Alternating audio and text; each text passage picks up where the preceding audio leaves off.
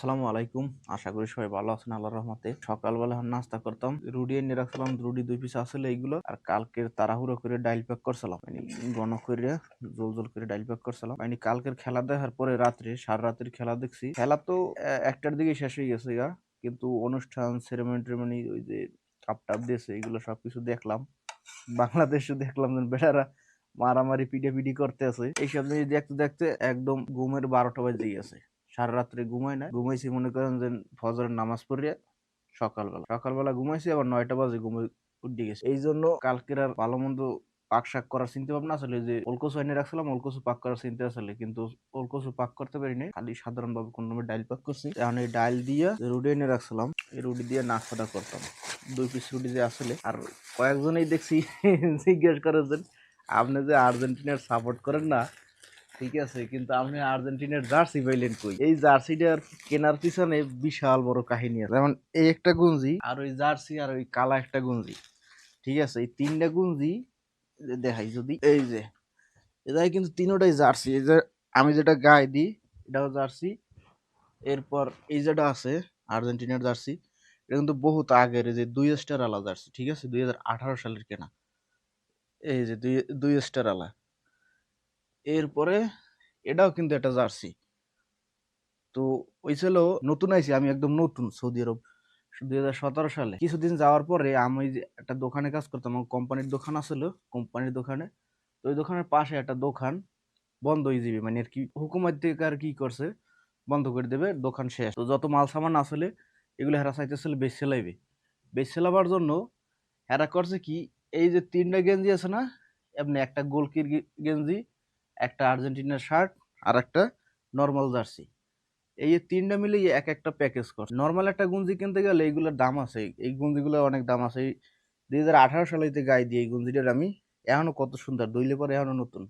প্রতিটা গুঞ্জি খুব ভালো কাপড় দিয়ে বানাই নিয়ে, আর গায়ে দিতেও খুব আরাম আছে। এই জন্য সবসময় আমি এই গুঞ্জি গায়ে দিই।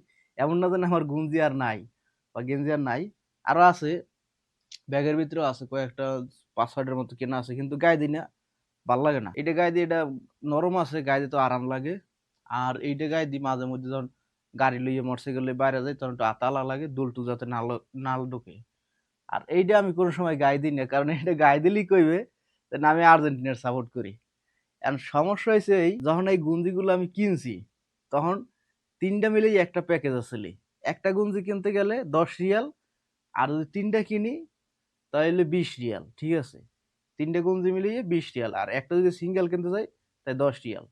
আর এই প্রতিটা প্যাকেটের ভিতরেই একটা আর্জেন্টিনার জার্সি আছে, ঠিক আছে, প্রতিটা প্যাকেটের ভিতরেই। তো আমি বাইসে বাইসে কি করতাম, মানে আর্জেন্টিনার জার্সি ছাড়া তো আর কেনা যাইতেছে না। আর আমি তখন এমন না জানি সিঙ্গেল সিঙ্গেল করে গুঞ্জি কিনবো, আর আমার তো সস্তা জিনিস কেনার অভ্যাস বেশি।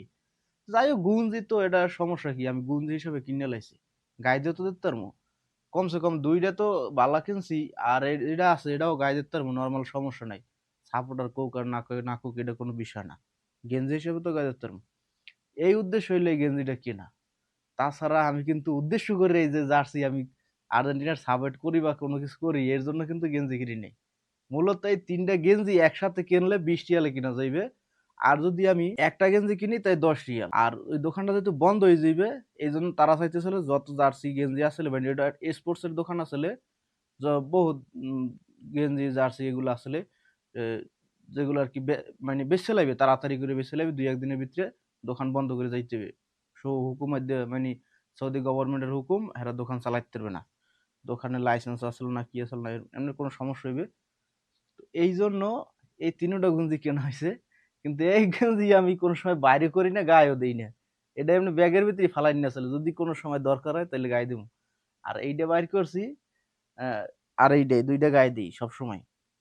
এই হলো গেঞ্জির কারণ। যাই হোক, এখন নাস্তা করি। আপনারা অবশ্য জিনিসটা বুঝতে পারছেন, ক্লিয়ার হয়েছেন যে না, আমি আর্জেন্টিনার গেঞ্জি কিসের জন্য আমার দ্বারা আছে, আমি যেহেতু সাপোর্টই করি না। যাই হোক, সবাই ভালো থাকেন, আমার জন্য দোয়া করে। আর নাস্তা করি, যেটা কালকে ডাইল পাক করছি আর রুডি, এটা দিয়ে দেখি আজকের কিছু পাক টাক করা লাগেনি।